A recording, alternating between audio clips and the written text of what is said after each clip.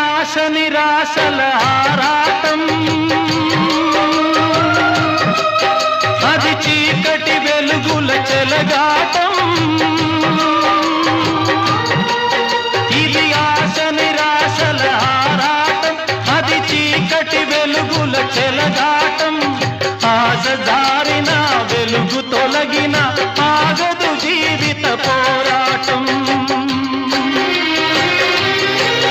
ఇది మనిషి మనసుల పోరాటం,